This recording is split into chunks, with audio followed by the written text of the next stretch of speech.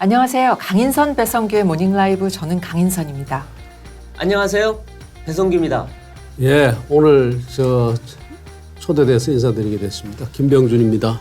네. 위원장님 감사합니다. 네. 아마 와주셔서 감사합니다. 요즘 대한민국에서 제일 바쁘신 그러니까요. 분 아닐까요? 예.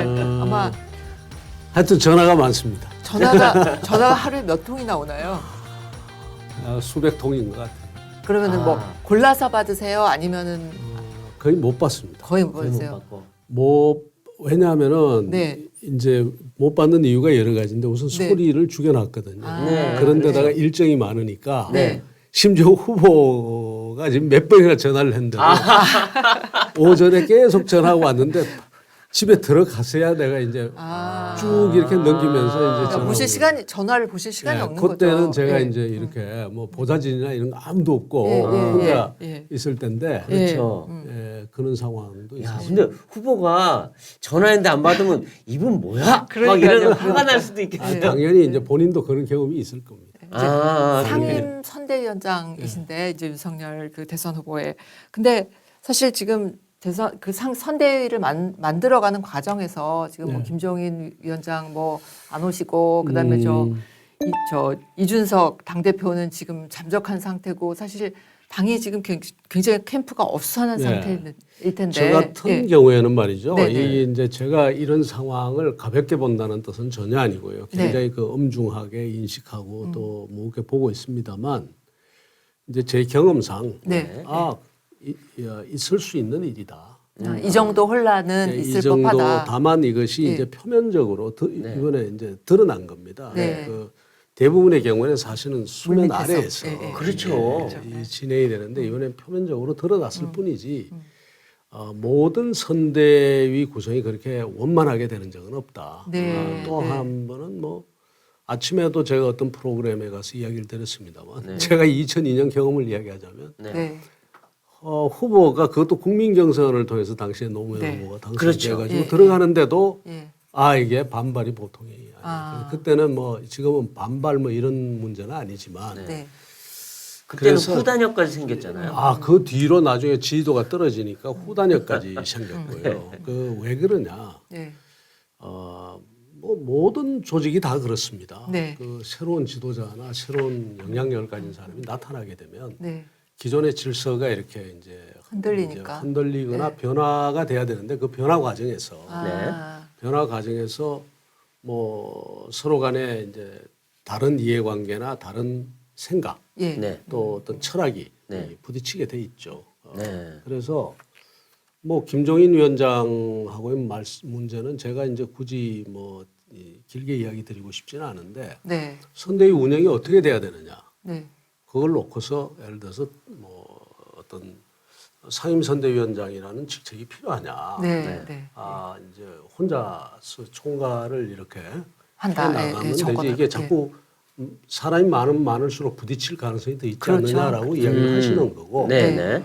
또 이제 또 다른 사람들은 아니 그렇지가 않고 다양한 그 주체들이 더 오히려 더 힘을 받을 수가 있지 않느냐라고 이야기를 할 수도 네. 있고 예, 그러니까 예. 이런 기본적인 그 서로 의견이 좀 부딪히는 거죠. 그런데 이제 그럼에도 불구하고 사실 이제 이런 시간들이 좀 길어지니까 그거를 지켜보면서 많은 사람들이 이제는 윤석열 후보의 리더십에 대해서 생각을 하게 되죠. 이제 이런 그게 과정을 이제 어떻게 수습하느냐 하는 게 이제 중요하니까. 걱정이 되겠죠. 네. 그리고 이제 저도 당사자 입장이나 또 아니면 지금 뭐 상임선대위원장 입장에서 굉장히 민망하고요.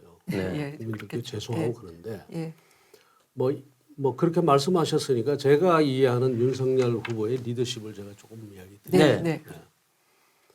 그 인내력이 굉장히 커요. 말하자면. 인내력. 그렇습니까? 그래서 뭐 이렇게 뭐 듣고 바로 그 자리에서 확 어떻게 뭐 반응을 하고 뭐 조치를 하고 이게 아니라 네. 상당히 그 뭐랄까요? 우리 흔히 말하는 이제 윤석열 후보 이야기하면 좀 이제 이 어떤 상충되는 의견들이 나오는데 네. 어떤 사람들은 뚝심 있다. 네. 네. 그리고 그 결단성이 있다. 이렇게 네. 이야기하는 분들도 있는가 하면 어떤 분들은 이게 왜 이렇게 결정을 자꾸 미루고 이 지지부진하냐 네, 이 네, 이야기가 네, 두 네. 개가 같이 나와요. 근데 그 두 개가 같은 겁니다. 네. 사실은.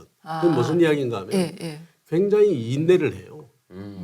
그리고 인내를 하면서 다른 사람 이야기를 다 들어요. 아, 다 듣는다. 네. 네. 듣고 그다음에 굉장히 그것도 겸손하게 듣습니다.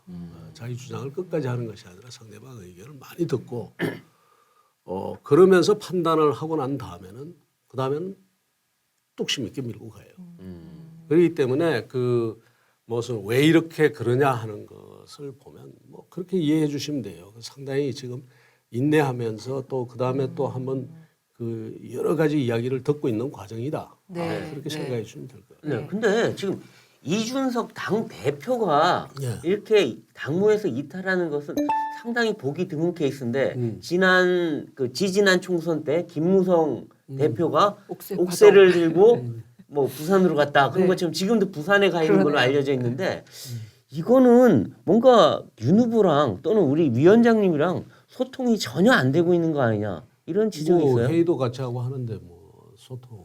근데 왜 갔을까요? 뭡니까 그러니까 이? 이제 제가 이제 뭐 그 이준석 대표의 그 마음 속에 있는 것을 제가 해석할 수는 없고요. 직접 한번 이제 기회가 있으면 한번 물어보십시오. 네, 물어보시고. 모셔야죠 이제. 네. 어쨌든 지금 이제 기본적으로는 하여튼 다 같이 좀 화합을 해서 잘 가는 모습을 국민께 보여드려야 되는데 네.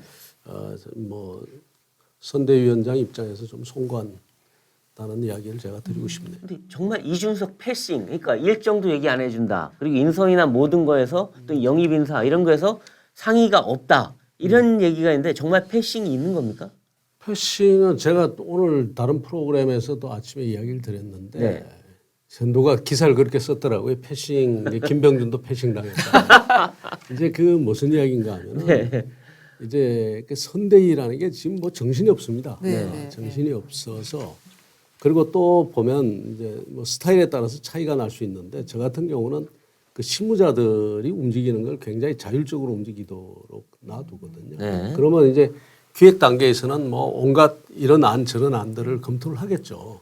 근데 그 기획하던 단계에서 이제 그것이 밖으로 나간 것 같아요. 네. 그 일정 같은 게 네. 이 세종시 일정 같은 그렇죠. 거. 나갈 수 있죠. 네. 이제 나가서 보도가 이제 돼버린 것 같은데 저도 몰랐죠.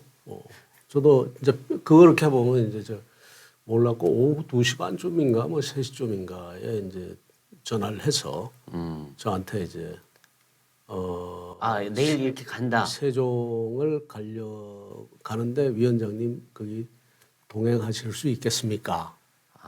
그래서 저희 인터뷰가 일정이 지금 늦춰진 거 아닙니까? 그렇죠, 그렇죠. 그래서 네, 제가 네. 아마 그 전화 드린 것도 예. 그렇죠, 아마 맞습니다. 늦은 시간이었을 네, 거예요. 네. 아 그러네요. 여기 갑자기, 이제 여기 예. 그게 있네. 예. 증거가 제가 있네. 전날 저녁에 말씀 들었어요. 받들었죠. 예. 들었는데 내가 반응이 없었잖아요. 네. 네. 그래서 이제 제가 보고 이게 세종 가야 됩니다. 라고 이야기했는데 내가 늦게 연락을 받았거든요. 그리고 난 다음에 언제 그러면 세종을 가면 세종에 어디 가는데 저도 네. 궁금할 거 아닙니까? 네. 근데 제가 세종을 잘 알지만 굳이 세종 가면 어디를 가야 된다라고 제가 이야기할 이유가 없어요. 왜냐하면 실무자들은 또 나름대로 여러 그 의견을 검토해서 네. 할 거니까. 그래서 확정이 되면 나한테 연락을 해달라 했는데 그 연락 온 게 10시 반이었어요. 그러니까 이준석 대표가 약간 오해 가능성이 있는 거예요. 그런데 사실은 이제 뭐 우리가 굳이 이야기를 하자면 그 전에 예. 기획에 앞서서 이런저런 이야기가 나오기 전에 혹시 가실 수가 있느냐 먼저 물어주면 좋죠. 그렇죠. 네, 물어주면 좋죠. 이제 그런데 워낙이 뭐 지금 그 급작스럽게 추진되는 일정이고 하다 보니까 네. 이제 그런 것이 실무자선에서 이제 미싱이 되는 거죠. 그럴 수 있다. 패싱이라기보다는 미싱이다. 패싱이 아니라 미싱이다. 그러니까 실무자들끼리 조율이 잘 안 됐다. 그런 과정에서 아마 그 다음에 1차 기획안이 만들어지거나 아마 틀림없이 실무 협의가 있었을 겁니다. 근데 이미 기사가 나가버리고.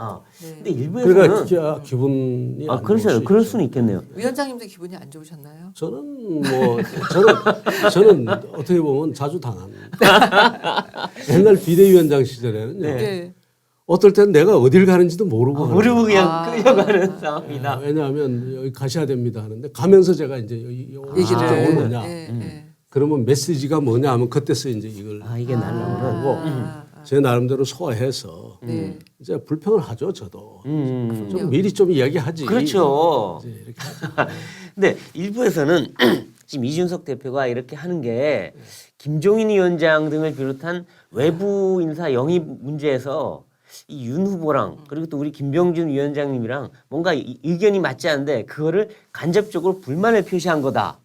그건 제가 이야기 드리지 않겠습니다. 그건 이제 이다 아니다 그건 간에 그건 네. 이준석 대표로부터 직접 들으셔야 될 이야기지. 아, 네. 제가 해석할 이야기는 아닌 것 같고요.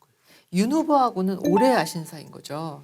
그렇지 않습니다. 그렇습니까? 알기는 오래 알았겠죠. 네. 그렇지만 이제 뭐 정말 이렇게 같이 할 수 있는 이렇게 사이가 되는 건. 예. 이제 뭐 이야기를 많이 나눴다거나 이건 역시 최근 일입니다. 아 그렇습니까? 예, 예. 언제 만나서 같이 일하자 말씀드렸습니까?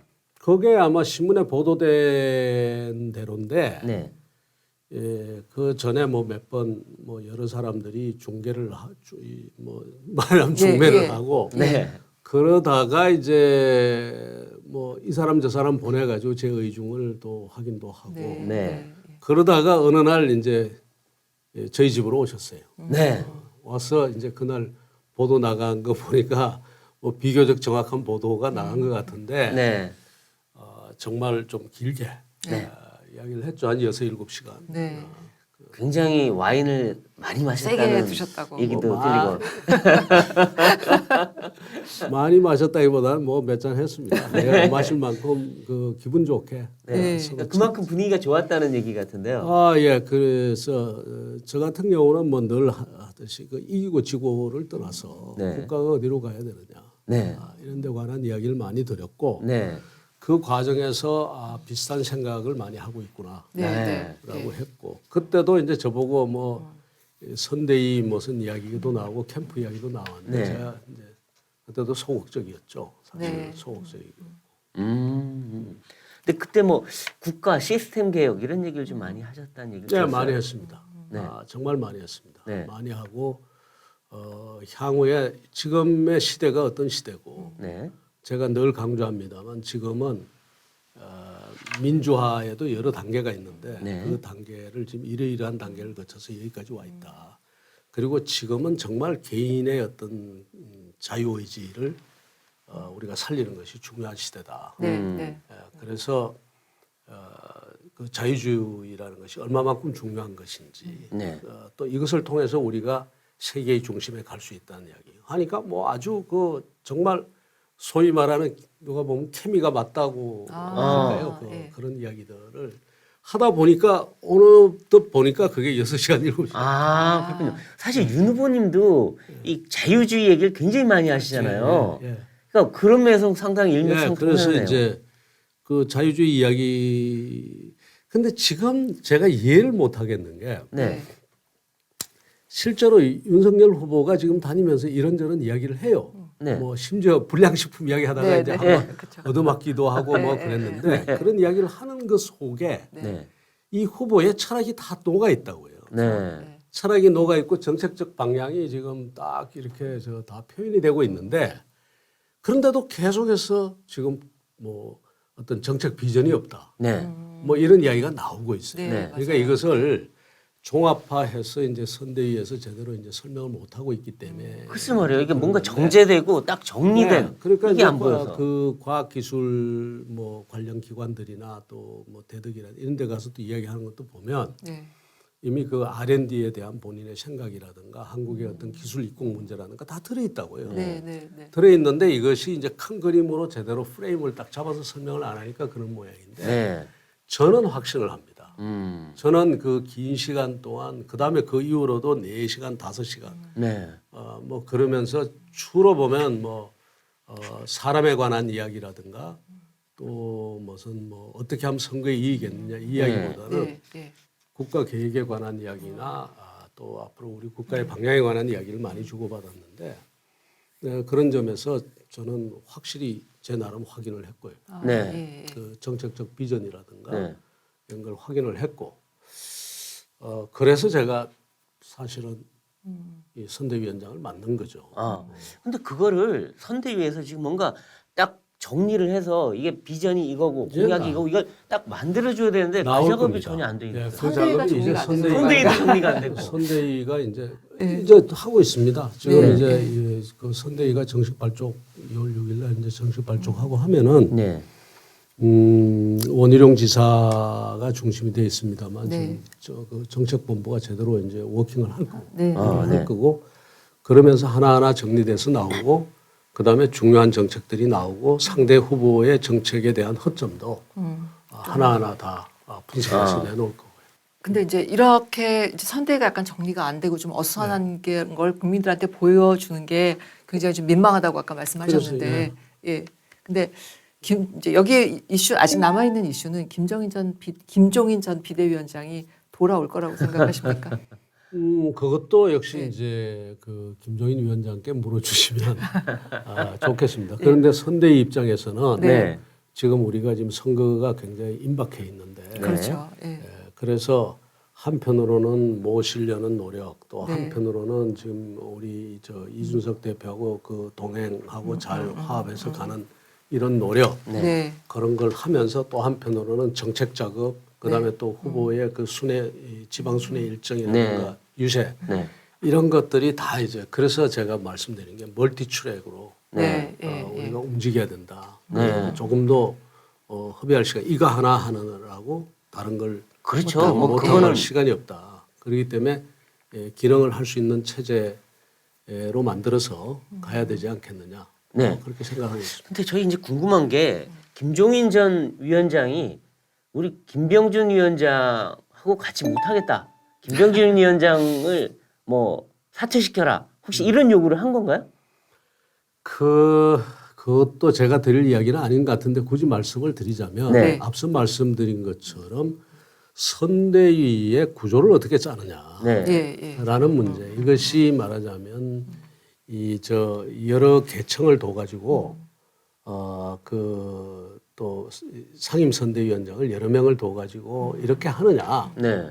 그렇지 않으면은 한 사람을 둬 가지고 이렇게 다 하느냐. 네. 뭐 이런 문제 정도 아닐까 싶습니다. 네. 그런데 이제 후보 입장에서는 좀 여러분을 좀 모셔서 네. 네. 네. 같이 했으면 좋겠고 네. 그다음에 이제 뭐 새시대위원회처럼 무슨 정치적인 화합이라든가 이런 문제는 또 따로 좀 하면 좋겠고 네. 그다음에 또 선대위도 어떤 정책이라든가 비전이라든가 이쪽을 총괄할 분과 네. 또 그렇지 않으면 유세라든가 뭐 현실적인 선거 운동을 좀 할 분들이 좀 여러분이 좀 이렇게 계셨으면 좋겠다 네. 생각을 하는 네. 거고요. 근데 거기서 의견 차이가 있었다는 거군요. 뭐 의견 차이인지 하여튼 다른 생각인지 네.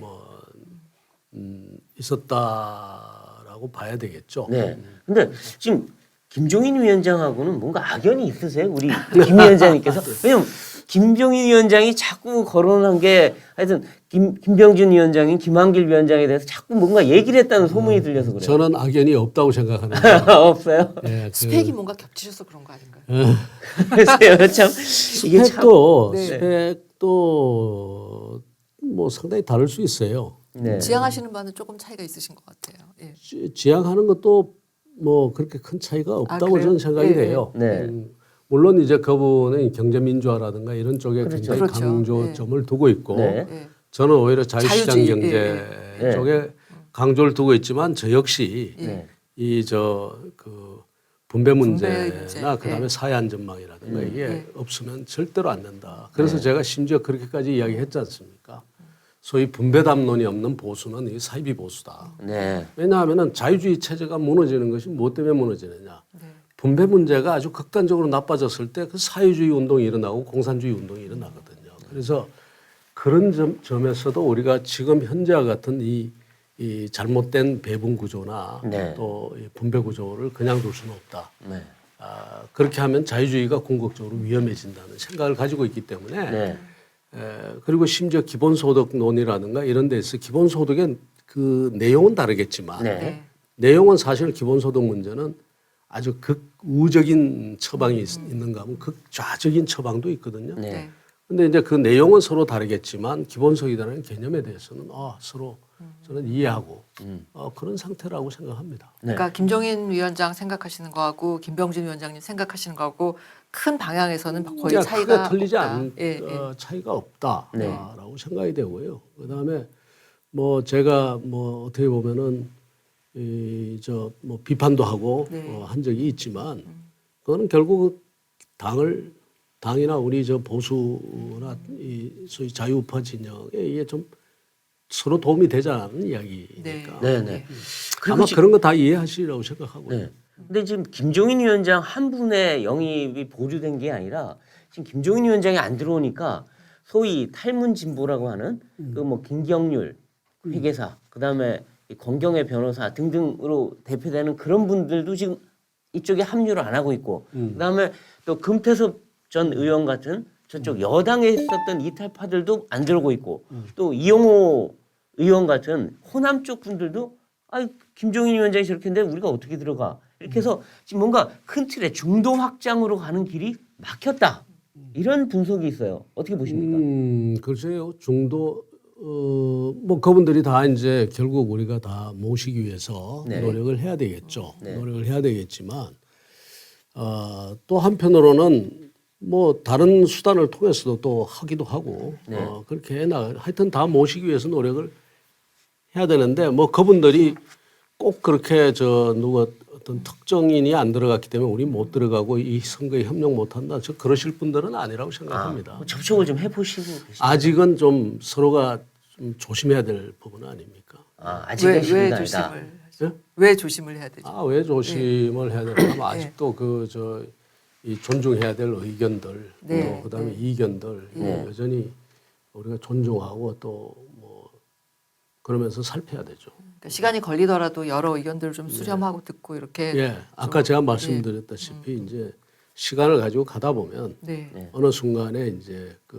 뭐 해결이 되지 않을까. 근데 지금 시간이 너무 없지 않습니까? 그러니까 100일도 안 멀티출액으로 가야 돼요. 예, 멀티출액으로. 근데 초기에는 이제 이제 컨벤션 효과 뭐 그런 것도 있고 해서 윤석열 후보가 이재명 후보보다 상당히 앞선 여론조사 결과가 많이 나왔는데 지금은 그게 많이 좁혀졌어요. 예. 그런 의미에서는 안에서 좀 초조한 분위기도 있을 것 같고 예, 걱정도 많이 하실 선거라는 것 건 같아요. 지지도라는 것은요. 네. 제 경험으로도 그런데 늘 이렇습니다. 올라가다가 내려오다가 그렇죠. 올라가다가 내려오는데 네. 중요한 것은 마지막 순간에 올라가는 그렇죠. 예, 이게 절대로 지지도라는 게 이렇게 수직 상승하거나 스테디하게 쭉 가다가 뭐 이렇게 오른다거나 이런 게 네. 별로 없습니다. 그렇죠. 항상 반드시 출렁출렁 이렇게 이제 굴곡이 있게 마련인데 네. 그래서 일희일비할 일은 아니다. 네. 일희일비하고 그다음에 바로 지금 내려간다고 해가지고 거기에 초조해하고 그럴 게 아니라 긴 안목에서 전체적인 흐름을 어떻게 잡을 것인가를 고민해야 된다라고 생각을 합니다. 네. 그리고 전에 이제 위원장님하고 김종인 위원장 그리고 윤 후보 세 분이 삼자 대면을 해서 분위기가 나쁘지 않았던 것 같은데. 이 근처에서 그러니까요. 달기 그런데 뭔가 잘 안 됐다. 그래서 이제 뭐가 문제냐 이런 얘기를 많이 하는데 혹시라도 한 번 더 삼자 대면 하실 생각 없으세요? 왜였겠습니까? 아. 왜였겠습니까? 그러나 이제 그게 서로가 다 삼자 대면이 어쨌든 마음이 우선 서로 좀 이야기가 오고 가야지 네. 하는 거 아니겠습니까? 잘못하면 결례가 될 수도 있고. 아하. 그래서 우선 제 입장에서 이야기 드리면 저는 얼마든지 있죠. 얼마든지. 예. 근데 지금 굉장히 이제 좀 조심스럽고 되게 좀 곤혹스럽고 그런 입장이신 것 그러신 같아요. 말씀하시는 거 것처럼 보니까. 예, 그렇죠. 예, 사실 바로 이런 것 때문에 제가 네. 후보께도 이야기를 드렸어요. 네. 네. 선대위나 캠프나 경선 캠프든 선대위든 좀, 정말 얼마나 알고 계신지 모르겠습니다만, 네. 이거 선대위든 캠프든 이거 보통 그 일이 아니라는 거 아십니까? 내 경험으로 보면 네. 내부에 있었어야 서로 밀고 당기고 그다음에 예. 하는 것이 예. 상대 후보하고의 싸움하는 것만큼 힘듭니다. 예. 그런데 참 우리 젊었을 때는 네. 어떻게 하든지 그때는 물불 안 가리고 그런데 이제 정말 좀 세월이 흘러가고 그다음 그러다 보니까 야 이게 좀 그런 것을 내가 정말 해야 되느냐 또 예. 이런 생각이 든다. 이 이야기도 들었어요 제가. 네, 네. 그런데 이제 하기로 한 이상은 오히려 그때보다 더 열심히 해야 되겠죠. 그런데 실제로 그렇습니다. 실제로 지금도 뭐 많은 사람들이 이당 저당 할 것 없습니다. 늘 그 이 선대위 안에 인사, 네. 나 역할을 놓고서 서로가 그 긴장이 형성이 되죠. 아, 그렇죠, 그렇죠. 근데 지금 당내에서 제기된 얘기가 이 윤 후보 주변에 문고리 3인방이 있다. 뭐 이런 얘기를 하는데 물론 어느 캠프나 어느 대통령 옆에나 문고리 얘기는 있어요. 근데 벌써부터 나오니까 실제 문고리가 있기도 하고요. 말하자면 이 윤캠프 이야기가 아니라 네. 실제 그 권력자 주변에서는 네. 그것을 차단하고 그 문고리를 자꾸 정말 그 게이트키퍼를 자처하는 사람들이 나오게 마련이에요. 네, 네. 그런데 네. 이 최소한 경선 캠프나 선대위 안에서는 그거 있을 수 없다. 그렇죠. 너무 일찍 나왔어요 이게. 왜 있을 수 없느냐? 네. 이게 말하자면 문고리 권력이 그 잡아가지고 그렇게 해서 사회적으로 언론이나 국민들로부터 저 문고리 권력의 문제가 제기가 되면 네. 누가 치명타를 입게 돼 있는가? 후보가 치명타를 입게 돼 있고 그렇죠. 선대위 자체가 치명타를 입게 돼 있어요. 네. 네. 그렇기 때문에 다른 데서 이미 대통령이 된 다음에는 네. 일단 5년이라는 것이 보장이 돼 있기 때문에 그렇죠. 예. 대통령이 그걸 무시하고 갈 수도 있어요. 네. 근데 이거는 그렇지가 않아요. 지금 바로 석 달 뒤에 지금 선거를 치러야 되는 후보 입장이나 선대 입장에서는 네. 실제로 문고리 권력이 있어가지고 거기에 대한 비판이 제기된다면 표가 다 떨어져 버리는데 그렇죠. 그걸 용납할 수 있습니까? 네. 그러니까 그런 일은 있을 수 없습니다. 다만 네. 이제 어떤 분이 역할을 하다가 네. 이게 뒤로 빠지게 되면은 네. 빠지는 과정에서 인수인계는 하고 서로 간에 그동안 있었던 일들 뭐 이렇게 처리하고 나가던 일들은 처리하고 가야 될 거야. 그 기간이 며칠이 있고 뭐 일주일이든 이렇게 있는 거지. 네. 네. 실질적으로 뭘 어떻게 해. 그래서 문고리 권력이라는 그 비판이 있게 되면은 후보하고 선거가 안 되게 돼 있는데. 그렇죠. 네. 그래서 상식을 가지고 제가 이야기를 드리는 겁니다. 네. 상식을 가지고. 네. 그 국민에게 지탄받는 그런 일은 있을 수가 없다. 아. 그건 상식적으로 있을 수가 없는 거예요. 근데 내부에서 그런 인식이 있으니까 이런 얘기가 나온 거 아닌가 싶어요. 그러니까 이제 아까 제가 말씀드린 거죠. 어떤 분은 내가 전달하려고 했는데 네. 제가 2002년 경험을 가지고 이야기를 드릴게요. 네. 네. 제가 엄청나게 고생을 했어요. 아, 노무현 선대위. 그때도. 예, 네. 노무현 선대위에 말하자면 정책 문제는 제가 이제 일종의 게이트키퍼입니다. 네. 이제 네. 문고리 권력. 문고리를 잡고 계셨어요. 근데 사실은 제가 대통령 후보자에게 제가 이야기를 했어요. 네. 다른 건 모르겠는데 정책 문제는 이것이 뒤섞이거나 서로 마찰이 되면 안 된다. 네. 이 정책과 저 정책의 모순이 있을 수 있거든요. 네, 그렇죠. 그렇기 때문에 정책 문제에 있어서는 이거는 내가 할 수 없이 내가 게이트키퍼를 해야 되겠다. 네. 문고리를 내가 잡아야 되겠다라고 했어요. 그 대신에 굉장히 합리적으로 할 것 아닙니까? 근데 이제 문고리라는 게 딴 게 아닙니다. 뭐만 있는가 하면 보고서 후보에게 올라가는 데 대해서 거기서 멘트를 해서 달아서 올려보내는 거예요. 그런 역할을 하시는 거군요. 그러면 후보에게 전해달라면 전해주는데 거기에다가 제가 제 의견을 달아서 이제 보내드리는 네, 정도인데 네. 이제 그리고 또 하나는 후보와 정책 토론을 할 때 네. 정책 토론의 일정을 잡는 거는 무조건 나를 통해서 잡도록 해 주십시오. 네. 네. 네. 불쑥불쑥 제 모르는 사이에 가서 엉뚱한 의견을 이야기를 했는데 그것을 후보가 그쪽에서 약속을 해버렸단 말이에요. 네. 네. 근데 그게 기존의 공약과 배치가 돼. 이러면 안 되잖아요. 네. 그렇죠. 그래서 제가 이제 전체를 총괄하는 입장에서 이제 이거는 좀 그래서는 안 되겠다 해서 게이트키퍼 역할을 했는데 네. 자임을 했는데 정책 문고리였네요. 예, 그런데 그것이 어디까지 가는가 하면 정부가 끝날 때까지 제가 욕을 먹습니다. 결국 김병준 때문에 당시에 굉장히 자기 자신으로 봐서는 훌륭한 정책이었는데 이 정책을 이 후배에게 전달도 못하고 사장시켜버렸고 그다음에 결국은 참여정부에서도 결국 죽고 그 정책이 받아들이자 이 모든 것을 전부 김병준이 했다. 그럼 제가 그 욕을 먹습니다. 네. 네. 그럼 맞다. 네. 제가 그렇게 했고 네. 어쩔 수 없이 했는데 근데 그게 뭐 누구를 제거하기 위해서 누구를 접근하지 못하기 위해서 한 건 아니거든요. 이 정책의 일관성을 유지하기 위해서 네. 한 거란 말이에요. 근데도 내부에서 이제 그게 그렇게 아, 쉽게 이해되지 하면서 않겠죠. 이제 예. 그 다른 사람들이 그래서 제가 인수위 때 엄청 고생을 했습니다. 네. 네. 인수위 때 제가 이제 그 정무관사를 맡아가지고 맞습니다. 살살 인수위를 네. 끌고 가는데 네. 그때도 왜 저 김병준이를 네. 옆에다가 계속 두고 있는 두고 것이냐. 하느냐. 김병준을 이제 저러면 틀림없이 저희 5년 동안 계속 같이 간다는 사인인데 네, 네. 그러면서 지금도 기억납니다. 네. 김병준을 중용하는 것은 망국의 길이다. 그래가지고 그런 유의 네, 그 멘트들이 후보에게 엄청나게 전해졌고 그랬군요. 네. 후보가 한 번은 하도 이 쇄도를 하니까 네. 네. 저를 붙들고 네.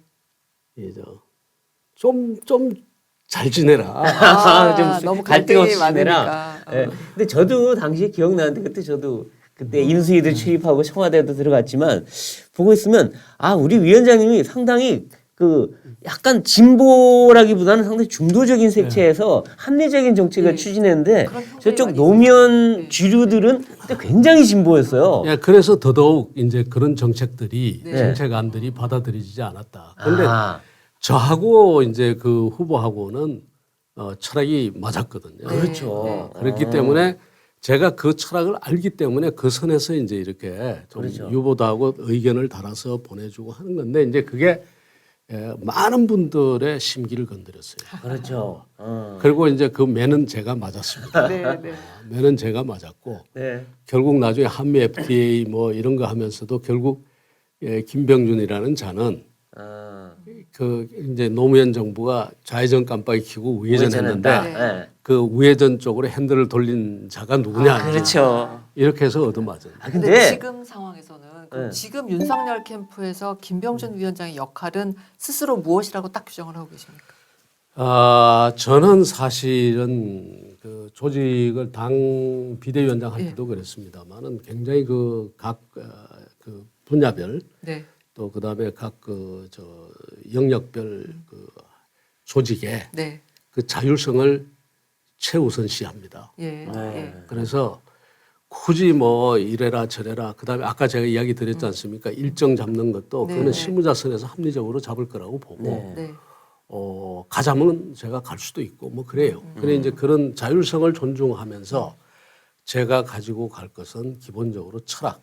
네. 이 정부가 새로운 정부가 어디로 가고 후보가 어떤 것을 공략해야 되고 네. 그다음에 큰 흐름에 어떤 흐름을 가지고 가야 되겠느냐라는 큰 생각을 제가 가지고 가는 것이 제 우선 제가 할 일이다. 큰 틀의 길을 방향을 잡는 거다. 예, 방향을 잡고 그다음에 이제 뭐 갈등이 있는 내부 갈등이 있는 거는 좀 조율하고 네. 그러면서 이제 그건 브레이크 역할은 반드시 해야 되겠죠. 네, 예를 네, 들어서 네. 어떤 정책 파트가 후보의 의중이나 아니면 우리 국가가 가야 할 방향하고 좀 어긋난다고 할 때는 네. 이건 아니다라고 네. 이야기해 주는. 네. 그러면 그다음에 그 인사에 있어서도 후보가 무슨 인사를 하는데 네. 아마 다 존중하고 제가 다 할 겁니다. 그러나 이거는 정말 아니다 싶은 거는 예를 들어서 브레이크를 건다거나 네. 네. 네. 그런 것이 제 역할이라고 봅니다. 크게 가는 거. 그러면 네. 그 방향, 그 국정 방향의 가장 큰 철학, 이제 이 캠프가 내세우는 그 철학의 세 가지 정도의 어떤 핵심어를 말씀하신다면 어떤 걸까요? 저는 기본적으로 가장 크다면은 자유주의와 자유시장 경제. 네. 예, 그거고요. 네. 그다음에 두 번째는 그 자유시장 경제나 자유주의가 그냥 자유주의가 아니라 당연히 우리 사회에 지금 이 극심한 빈부격차라든가 이런 것, 그다음에 또 그 약자 네. 이런 사람들을 돌볼 수 있는 안전망과 그 분배 담론이 같이 가는 거. 네. 같이 간다. 그러니까 한편으로는 성장으로 상징되는 자유주의와 자유시장 경제. 네. 그다음에 분배로 상징되는 약자 보호라든가 그다음에 기회균등 네. 이런 문제. 사회학자 네. 보호. 예, 배분 담론, 분배 담론이 같이 가고. 그러면서 가장 중요한 정신으로서 이제 이 공정이라는. 네. 예. 공정이 왜 중요한가 하면요. 네. 우리 사회가 지금 공정에서 어긋나기 때문에 사회적인 진통이 따르고 이 또 특히 빈부격차도 심해지거든요. 네. 제가 대학 교수로 있으면서 늘 느끼는 거는 대단히 참 민망한 것이 내가 정규직 교수인데 네. 정규직 교수의 연봉이 높아요. 네. 근데 정규직 교수들 나이 든 사람들 학교에 뭐 그렇게 일을 젊은 사람들만큼 많이 하는가 하면 네. 뭐 많이 하는 분도 있지만 적게 하는 분이 많아요. 네.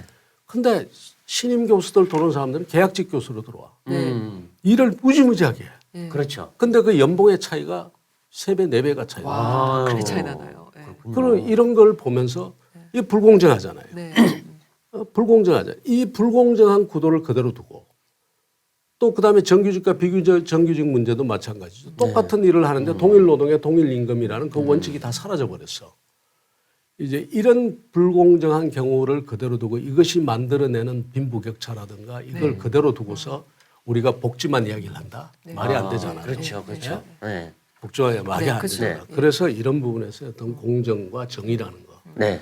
이런 것을 앞세우는 거 네. 뭐 그런 것들로 이야기. 네, 우리 위원장님이 전번에 이제 취임하시고 나서 거의 첫 일성 중에 하나가 이재명에 대한 비판이었는데요. 폭력적 심성이다. 대통령이 자격 없다. 이렇게 했는데 그래서 혹시나 윤 후보 대신에 우리 위원장님이 나서서 이재명 저격수 역할을 하는 거 아니냐 이런 관측까지 나오는데 뭐 저격이라는 말이 좀 네. 제가 부담스럽습니다만은 네.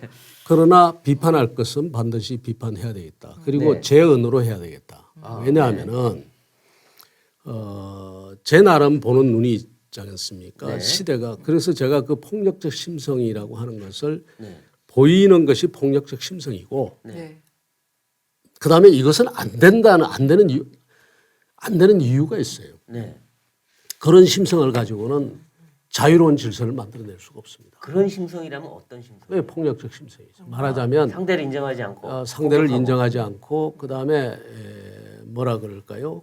실질적으로 굉장히 급하게 반응을 해요. 네. 우리가 그 가족 내에서 일어난 서로 뭐 좋지 않은 이야기들 오고 간 것들 우리 다 알지 않습니까? 네, 그걸 네, 보면 굉장히 감정적으로 그 대응을 하는 경우들이 많거든요. 그다음에 그 일반 민원인들하고의 그 싸움이라든가 이런 거 보더라도 굉장히 격렬하게 그 반응하는 것들을 볼 수 있는데 그래서 그다음에 또 이번에 데이트 폭력 그걸 가지고 이 살인을 데이트 폭력이라고 이야기하고 그렇죠. 이건 아니다.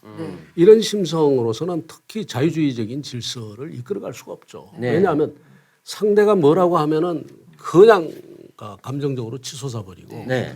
그런데 또 그다음에 분위기가 굉장히 강하게 이렇게 일어나면 그 폭력적 심성을 가진 사람들이 특징이 있습니다. 네. 사과를 잘해요. 아, 그래요? 금방 사과합니다. 쉽게. 쉽게 사과합니다. 말하자면 인내했다가 나중에 결단을 내리고 그게 사과도 신중하고 이게 아니고 확 했다가 그다음에 분위기가 확 바뀌면 확 사과하고 네. 그다음에 돌려버립니다. 방향을 돌려버리고. 네. 그래서 한편으로 보면은 우리가 이제 뭐 이재명 지사의 가장 큰 장점으로 이야기되는 그 실행성, 실행력이라는 거 잘 봐야 된다. 네. 그 실행력이 어디서 오는가를 잘 봐야 된다. 네. 그래서 그 실행력이라는 것이 이 굉장히 민주적인 그 절차와 저 합리성과 이런 데서 오는 그 리더십, 실행력을 가진 리더십도 우리 대부분이죠, 사실은. 네. 많은 사람들이 이야기를 듣고 결정해서 그다음에 쫙 실행해 나가는 그런 민주적인 그 실행력이 있는가 하면은 그게 아니라 혼자 결정하고 네. 혼자서 결단하고 그가지고 그대로 밀어붙이고 하는 실행력도 있을 수가 있거든요. 그렇죠. 그래서 저는 이재명 지사 같은 경우는 그 후자다. 독선적 리더십이다. 예, 그렇기 때문에 이것은 지금 우리 한국 사회가 앞으로 가야 될 방향이 어디냐. 대한민국 국민 한 사람 한 사람이 자기가 가진 상상력과 창의력 그리고 그 역량을 다 발휘할 수 있는 사회로 가야지 저는 대한민국이 세계의 중심으로 들어갈 수 있다라고 보는 거거든요. 네. 근데 그런 질서하고는 배치가 된다. 본인이 자유와 창의를 얼마만큼 이야기를 하든 네. 그것은 일종의 자기 분식이고 자기 가면이지 실질적으로는 상당히 전제적이고 그다음에 폭력적인 그런 심성을 가지고 있고 그것을 우리가 확인하고 있고 네.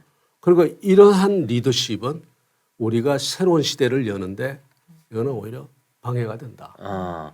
그렇게 정의를 하는 겁니다. 네. 그리고 이 이재명 후보의 실행력을 얘기했는데 그 이재명 후보가 요즘 보면은 뭔가 정책 제안을 했다가 뭔가 여론이 안 좋으면 안 하겠다고 바로 바꾸더라고요. 제가 이야기 드리지 않습니까? 네. 그 가다가 분위기가 아닌 것 하면은 바로 사과하고 바로 방향을 전환합니다. 네, 그게 유연성입니까? 아니면 이게 뭡니까 이게? 아, 그건 유연성이 아니죠. 사실은 가면을 쓰는 겁니다. 아. 근데 저건요. 마인드가 바뀐다고 생각하시면 안 됩니다. 그 기본적으로 어디로 가고 그 기본적으로 우리 사회에 대한 어떤 그 일종의 아니면 자기와 의견을 달리하는 사람에 대한 분노라든가 네. 이런 것은 기존에 깔려 있고 네. 그것이 지금 우리가 그렇지 않습니까? 내가 이야기 좀뭐 합니다만 폭력적인 사람들도 예의 바릅니다. 어떨 때는 네. 어떨 때는 네. 어떨 때는 우리 네. 저 영화에 보지 않습니까? 네. 90도 각도가 어디 각도의 그 인사를 누가 합니까? 저 쫙 까만 양복 입은 그렇죠. 사람. 네, 네, 네. 까만 양복 입은 사람들이요. 쫙 가서 머리 짧게 잘라. 하지 않습니까? 그리고 그 일반 대중들이나 그다음에 자기들 선배들이나 후배들에게 탈 때 멋있게 예. 하지 않습니까? 네, 네. 그러나 그렇다고 해서 그 사람 속에 있는 것이 바뀌었냐면 그건 아니거든. 그러니까 우리가 주의해서 봐야 된다. 네. 근데 그래서 자꾸 실행력이라고 하는데 그 실행력이라는 것이 밀어붙이기 식이거든. 밀어붙이기. 그러니까 그래서 하면 한다라고 하는 것이 보이는데 네. 그 실행력이 과연 시대에 맞는 실행력인지를 봐줘야 된다. 그 이야기를 제가 드리는 겁니다. 자처하는 순간에 국민들이 속을 수가 있다. 포기하는 실행도 빠르잖아요. 아닌가? 그러면 글쎄 내가 말이에요. 그런데 저는- 그렇다고 해가지고 그것이 그러면 그쪽 방향으로 쭉 갔냐? 네, 다시 바꾸. 그것도 아니라는 거. 그것도 아니라는 거예요. 그렇죠. 다시 돌아오고 다시 돌아옵니다. 기본소득도 처음에 내세웠다가 분위기 안 좋으니까 제일 공약 아니라 했다가 그다음에 다시 또 가더라고요. 네, 기본소득 그대로 그냥. 그러니까 지금 사유와 창의 뭐 이런 것까지도 지금 이야기를 하고 규제 혁파 이야기하는데 국민 여러분들이 정말 그거 믿으실 겁니까? 예? 믿으실 겁니까? 그래서 이게 저는 아니다라는. 그렇게 뭐 문제가 되면 아니다, 뭐 사과하고 그러니까 그런 그렇기 거 때문에 보면 예. 이것은 누가 이야기를 해야 되는가 하면 네. 제가 그래서 이 후보를 제가 저격하는 것이 아니라 네. 네. 비판을 하고 네. 그 해석을 하는 겁니다. 네. 그 무슨 뭐 제가 아주 사나운 그 단어나 의의를 이용해 가지고 그냥 뭐 정말 때리고 저격하고 총을 쏘는 게 아니라 네. 그 해석을 하고 국민들이 이해할 수 있게끔 네. 제가 설명을 해드리는 겁니다. 우리 위원장님은 이렇게 과격한 말씀 별로 안 하세요. 하시는데. 사실은. 때때로 합니다. 때때로 합니까? 이재명 같은 경우에. 때때로 하는데 저를 어떤 사람들이 그래요. 저 사람은 굉장히 점잖은 사람이라고 하는데 점잖아 가지고 어떻게 제가 국정을 국정의 중심에 서서 갖겠습니까? 때로는 싸움꾼도 되고, 네. 때로는 뭐 제 마음에 없는 이야기도 하고, 네. 그러면서 우리가 그 국정을 끌어가는 거지. 네. 우리가 뭐 한미 FTA부터 시작해서 신행정수도 이전이라든가 뭐 이런 거 이야기를 할 때 네. 그게 어떻게 유하기만 해가지고 그것을 끌고 갈 수 있었겠습니까? 그렇죠. 네. 근데 지금 뭐 선대위 얘기 다시 한번 가보면 지금 선대위에 대해서 너무 기성 정치인들이 많고 네. 새 인물이 없어 보인다. 너무 올드해 보인다. 이런 지적들이 많은데 뭔가 새로운 인물 영입 이런 분들 좀 없습니까? 새로운 인물들 영입할 겁니다. 네. 영입할 거고 지금도 뭐 많은 분들 이야기를 하고 있고요. 네. 그 다음에 이제 젊은 사람들도 마찬가지입니다. 젊은 사람들도 많이 영입해서 그래서 뭐 후보께서 이야기를 했지만 청년 보좌역들을 다 두겠다라는 네. 이야기. 저도 지금 바로 누가 그래서 두는 것이 아니라 저는 그 전에 이미 청년들을 제 방에 부르고 했는데요. 네. 많이 이제 기용해서 네. 우리가 역할을 부여할 겁니다. 다만 이제 지금은 본부장, 총괄 본부장, 부본부장 이런 정도의 선에서 인선이 돼 있기 때문에 그 아래로 가면 많이 올 거고요. 네. 중요한 것은 청년이 있다 없다 해가지고 액세서리로 내세우면 안 된다. 그렇죠. 맞아요. 액세서리로 내세우면 안 되고 실질적으로 역할을 줘야 되고 네. 또 특히 어떤 역할을 줘야 되느냐 저는 훈련할 수 있는 기회를 줘야 된다고 생각합니다. 훈련할 수 있는 기회를 제공하고 압축적으로 우리가 그 무슨 카메룬이라든가 그 프랑스의 누굽니까? 프랑스 대통령 마크롱 대통령 같은 사람들 이야기를 하지만 그분들이 어느 날 갑자기 지금 민주당에서 지금 상임 공동선대위원장 임명하듯이 어느 날 갑자기 모셔가지고 다 앉히는 게 아니고 네. 이분들은 다 좀 보면 압축적 성장을 했습니다. 20대에 이미 뭐 장관급 내지는 장관을 거친다든가 그다음에 당에서 어떤 역할을 한다든가 그렇죠. 압축적 성장을 해서 오거든요. 그 압축적 성장할 수 있는 기회를 줘야 되는 거지. 네. 그걸 어느 순간에 높은 자리에 그냥 턱 놔둔다고 해가지고 되는 게 아니거든요. 이준석 대표도 10년 동안 압축적 키워서 성장, 지금 대표가 된거 아니에요? 말하자면 하나하나 우리가 자꾸 떨어진 것을 저도 떨어졌습니다만 선거에 떨어진 것을 가볍게 여기는데 떨어진 것이 자산이고요. 네. 또 경험입니다. 네. 시련을 겪는 거니까. 그 시련을 겪는 거고 그 떨어지는 것을 겁내하지 않는 것도 그것도 큰 덕목이거든요. 그렇네요. 뭐 저 같은 경우도 제가 세종에 될 거라고 생각하고 나갔겠습니까? 당연히 떨어질 거라고 생각하고 네. 제가 스스로 나가는 거 아닙니까? 네. 그다음에 그것도 마찬가지죠. 총리도 될 거라고 생각하고 내가 박 대통령에게 이야기를 드렸습니다만 총리 지명할 때 네. 제가 총리 될 수 있는 가능성은 10% 이하입니다. 아하. 그렇지만 지금은 내가 계속 안 한다고 하다가 네. 지금은 내가 안 받을 수가 없게 돼 있습니다. 그리고 받았네. 그러니까 떨어지고 실패하는 것도 그것도 경험이거든요. 네. 그것도 자산이고. 네. 그래서 그 젊은이들에게 그런 기회를 제공하는 것이 굉장히 중요하고 그다음에 실질적으로 젊은이들을 위한 정책이나 네. 또 국가 운영이 돼야 되죠. 네, 그게 그렇죠. 가장 큰 게 뭐냐? 결국 성장을 통해서 그다음에 산업 구조 조정을 통해서 이 젊은이들에게 정말 그들이 원하는 일자리를 만들어주는. 그렇죠. 아주 중요합니다. 그게. 이거는 안 하고 맨날 돈만 준다 그러면 안 돈 되죠. 뿌려가지고 이렇게 하는 거는 청년수당 100만 원 줘도 뭐합니까? 이거는 그거. 젊은이들 급하면 줘야죠. 네. 그리고 우선 지금 사정이 딱 하면 또 그다음에 그 100만 원을 줘가지고 정말 교육과 훈련을 받고 할 수 있는 그런 기회가 되면 줘야 되는 건데 그것과 동시에 정말 가지고 홀로 설 수 있는 그렇죠. 그런 훈련의 기회와 그다음에 또 한편으로는 그 기회 일자리의 기회를 주는 것이 중요한 건데 그래서 제가 비판을 하는 겁니다. 지금 어느 날 갑자기 네. 보기 좋은 사람을 네. 가서 상임 선대위원장으로 갖다 탁 앉혔어요. 어제 그 이재명 후보가 영입한 조동현 교수 말씀하신 네. 거죠? 네. 그 항공우주 전문가라고 하는 예.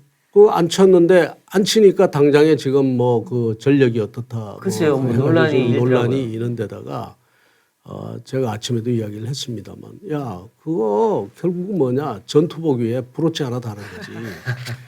그렇게 해서는 그건 젊은 사람에 대한 오히려 모욕이고요. 네.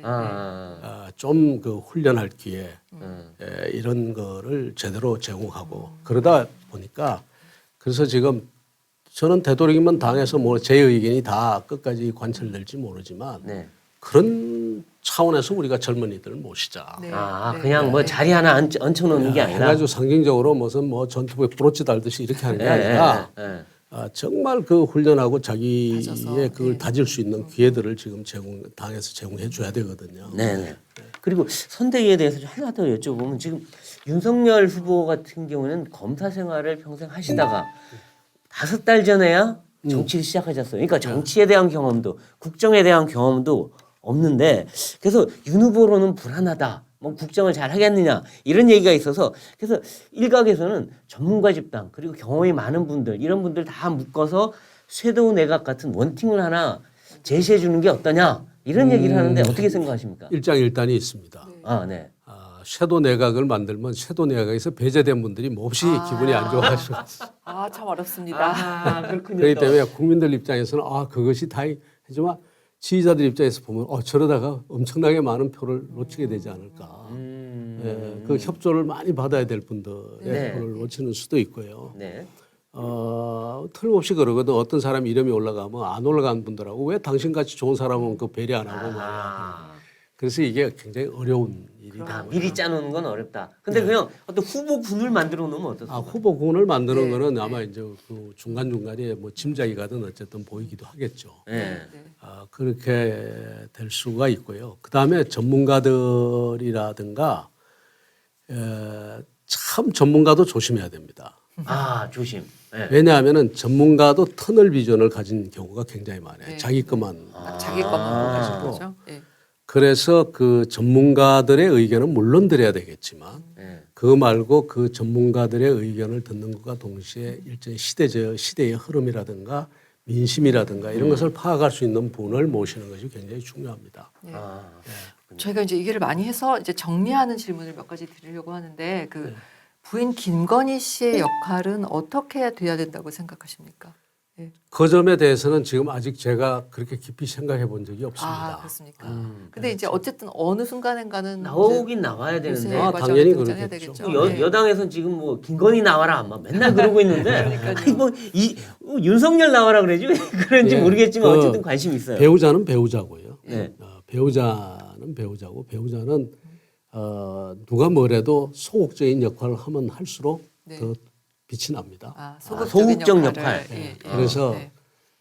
왜냐하면 너무 앞서가다가 지금 문재인 대통령 저 영부인처럼 예, 예.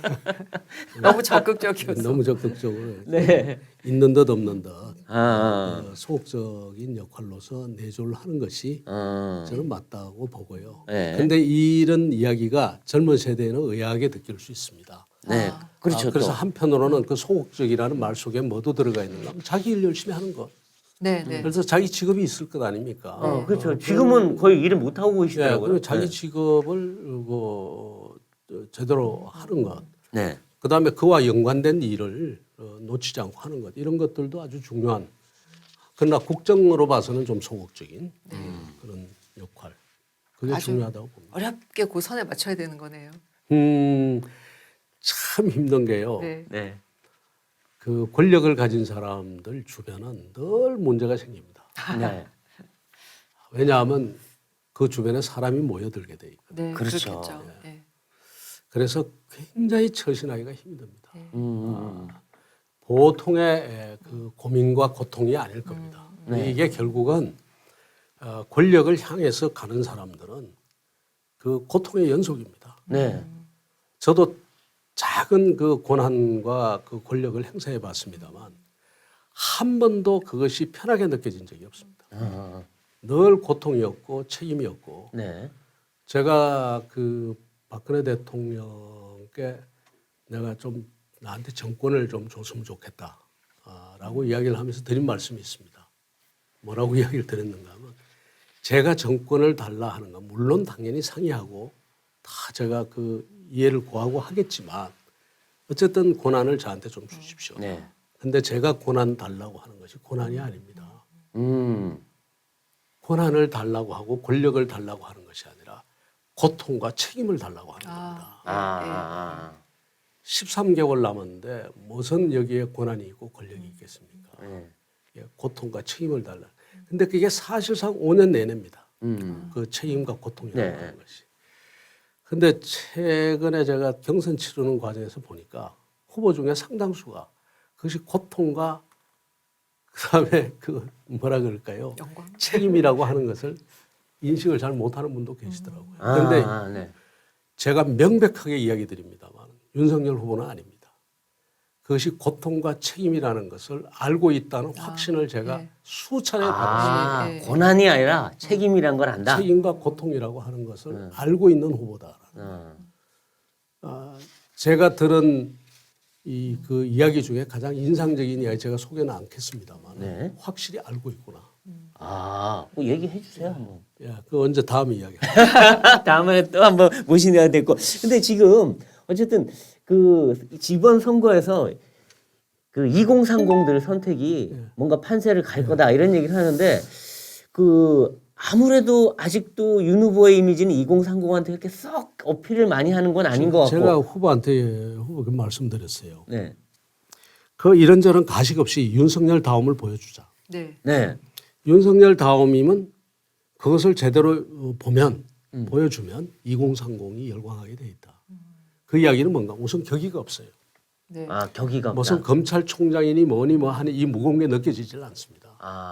격의가 없어요. 누구를 만나도 격의 없이 이야기해요. 소탈하다. 그다음에 겸손해요. 그리고 투명합니다. 말하자면 속에 있는 이야기를 감춰놓고 뭐 뒤에 딴 뭐 모범 답안을 찾고 그런 게 없어요. 그러다 말실수 나오면 어떡해. 그러다가 말실수가 나오죠.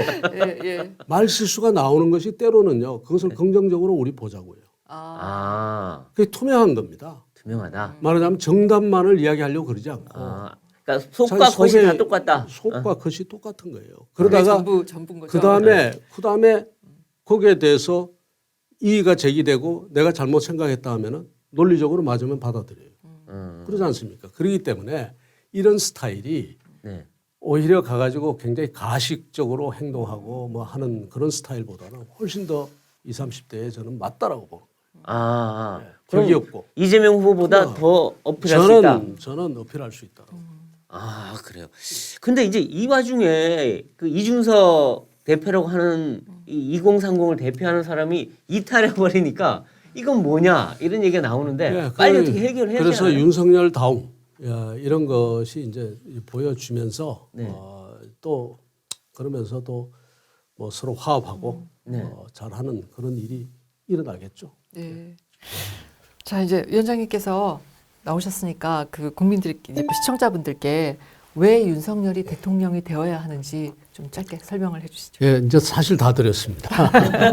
그러니까 지금 우리가 이제 저는 시대적 전환기라고 봅니다.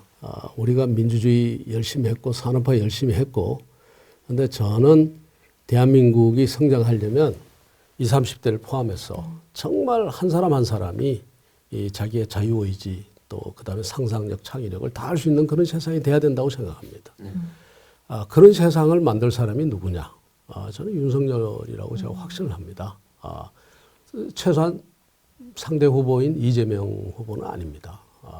그걸 이 시대가 요구하는 그 어떤 그 리더십이 누구냐를 한번 판단해 주셨으면 하고요.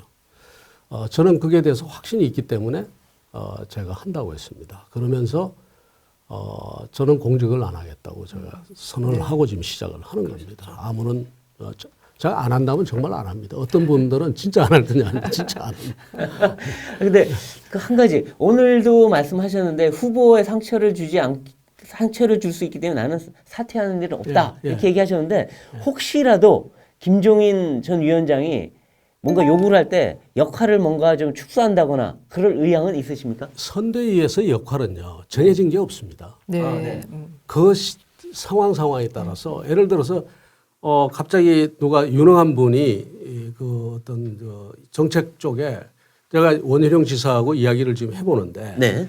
원희룡 지사가 정책적으로 아주 탁월해가지고 제가 도움이 전혀 필요 없어요. 네. 그러면 그분은 그냥 가는 겁니다. 네. 제가 거기서 떨어져 나오는 거예요. 그다음에 빈대가 어딜까 이렇게 찾아보면 저쪽이 어떤 직능 쪽이 좀 비어 있구나. 네.